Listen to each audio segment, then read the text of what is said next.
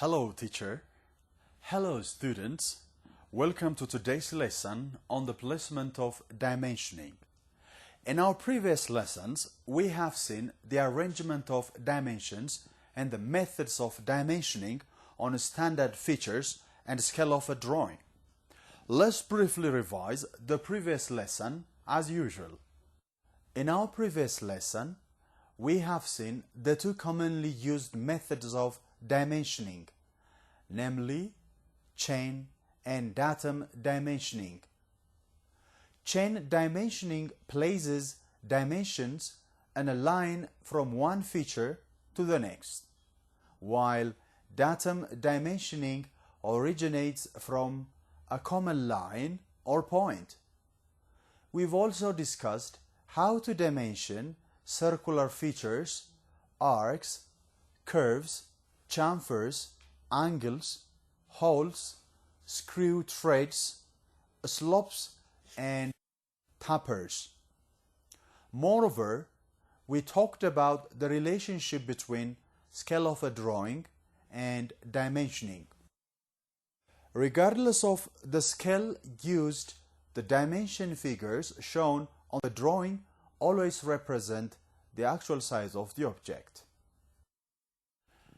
In today's lesson, we will discuss the dimensioning of views, dimensioning on limited space, and dimensioning of pictorial drawings. Students, dimension should be placed in suitable manner so that reading of them will be easy and comfortable. There are several placement rules of dimensions on views. We'll discuss the major ones in some details. The spacing between dimension lines should be uniform throughout the drawing.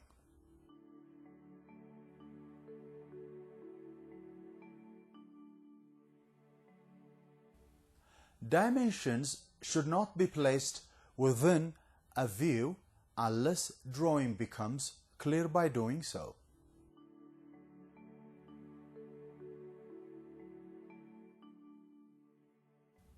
Dimension text should be placed only in one system of dimension, either aligned or unidirectional on one or more views of an object.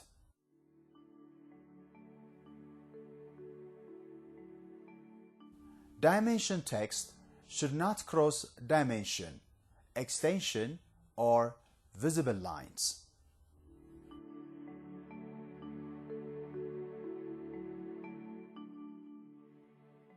Well, students, let's practice what we have just learned.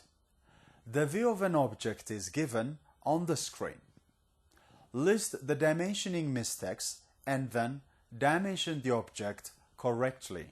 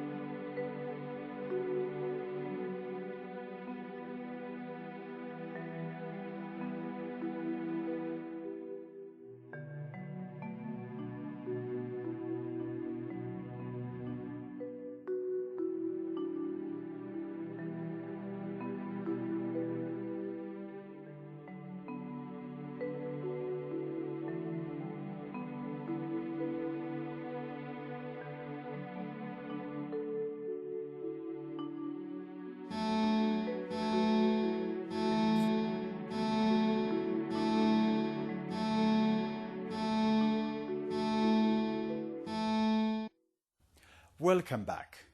Did you do well on the exercises? I'm sure you did. Let's do the activity together. How many dimensioning mistakes did you find? Let's see. There are 6 dimensioning mistakes in the object. There is a spacing problem between the top 2 dimension lines. 2 dimensions are placed inside the view.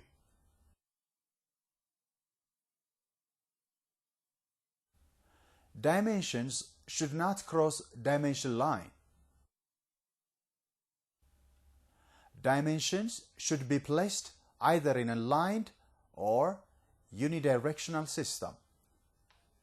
There should have been gap between the extension lines and the object. The whole should have been dimensioned. Students, study the correctly dimensioned object.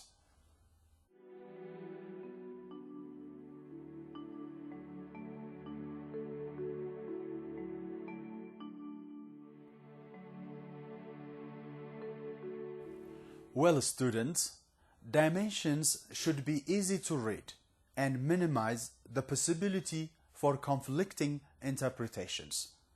Here is the next group of general dimensioning rules.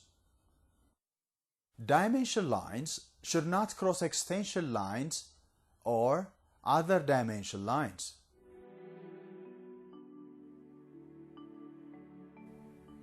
Extension lines can cross other extension lines or visible lines.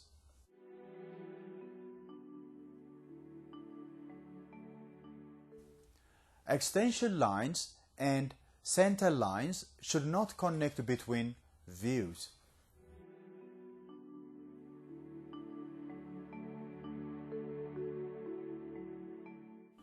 Leader lines should be straight, not curved, and point to the center of the arc or circle at an angle between 30 degrees to 60 degrees.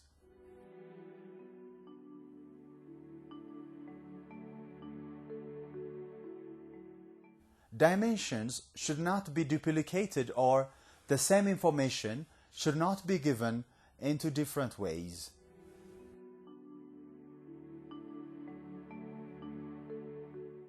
Students, let's check how much you've understood the lesson.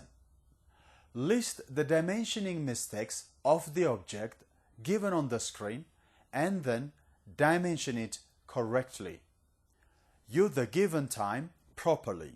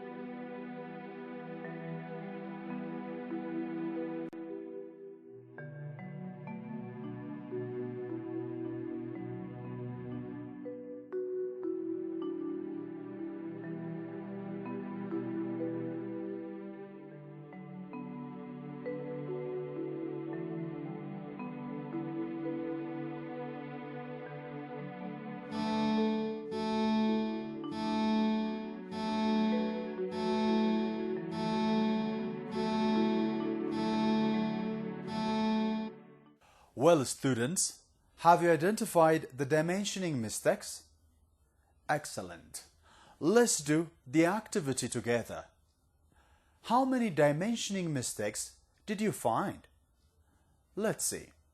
There are 4 dimensioning mistakes in the object. The leader line used for the hole should have been straight and pointed to the center of the circle. The center line should not have been connected between the views. The text should have been placed midway between arrowheads of the dimension line. Dimension line should not cross extension line. The correctly dimensioned object is given on the screen.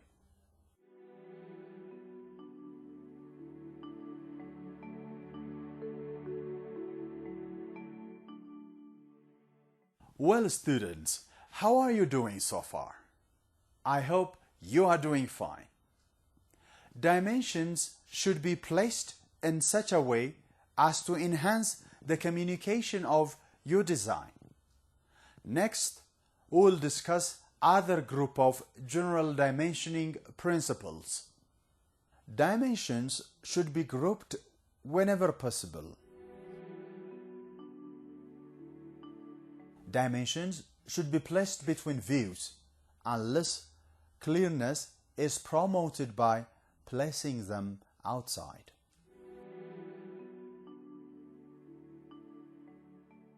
Dimensions should be attached to the view where the shape is shown best. Dimension should be taken from visible outline than the invisible or hidden line.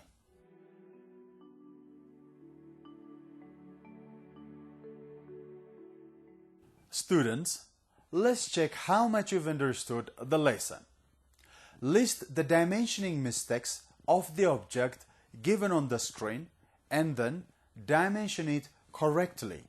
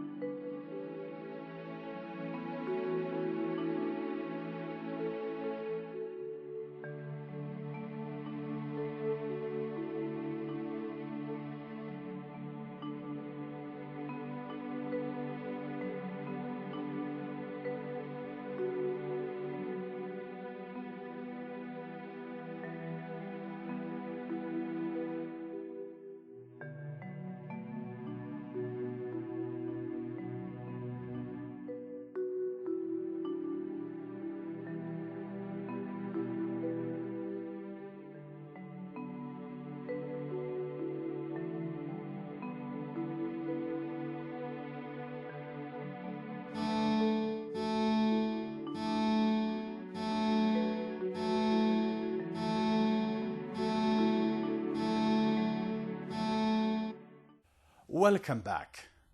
Did you get it right? I'm sure you did. Now let's see the solution together.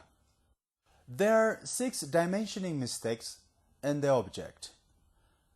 The dimension should be placed between the views. The leaded line should angle up.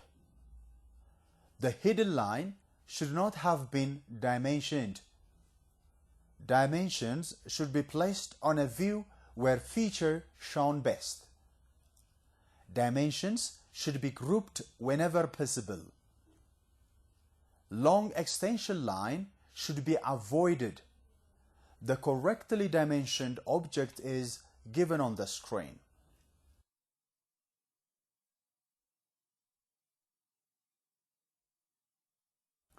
Well, how are you doing so far? I hope you're doing great. Students, next we'll discuss dimensioning of objects or views on limited space and dimensioning of pictorial drawings. When the space between the extension lines is too small to permit placing of the dimension line and the dimension, an alternate method of placing them can be used. The figure on the screen clearly illustrates how to dimension on limited space.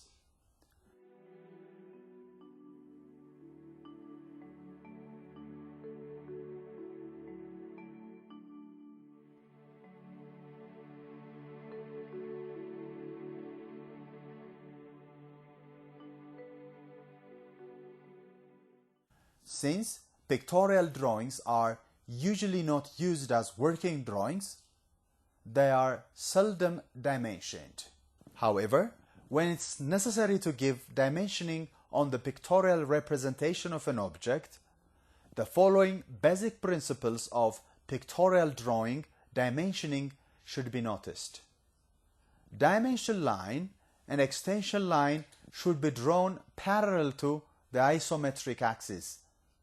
It's better to use a line system of dimensioning to dimension arcs and curves in pictorial drawing. Leaders and associated notes should be placed in a plane parallel to the face on which the dimension applies. The figure on the screen clearly illustrates the dimensioning of pictorial drawings. Well, students, let's do some activities to check how much you've understood the lesson. An object is given on the screen. Dimension it correctly.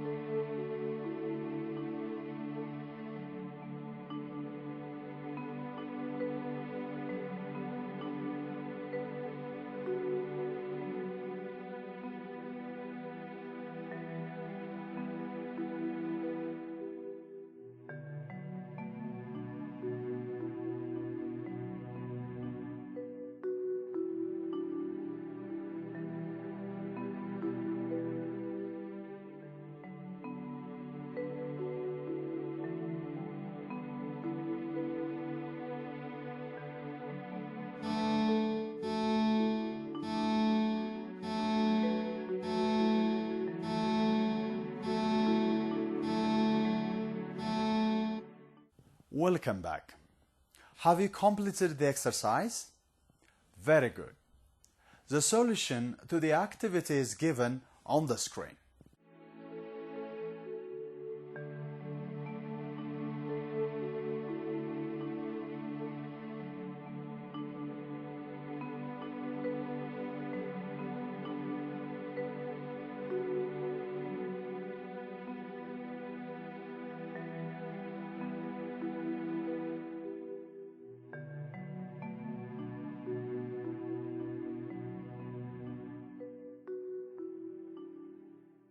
Well, students, I hope you have gained a lot of concepts from today's lesson. Before we come to the end of the program, let's summarize the main points. Dimensions should be placed in such a way as to enhance the communication of your design. Dimensions should also be selected carefully and placed on a view that shows the contour of the feature to which they apply. Dimensions should be placed outside the object for clarity. Moreover, dimensions should not be repeated on drawings. Well, students, that brings us to the end of our lesson for today. Keep on practicing on the methods of dimensioning. In our next lesson, we will learn about the principle of development. Until then, thank you, teacher, and thank you, students. Goodbye.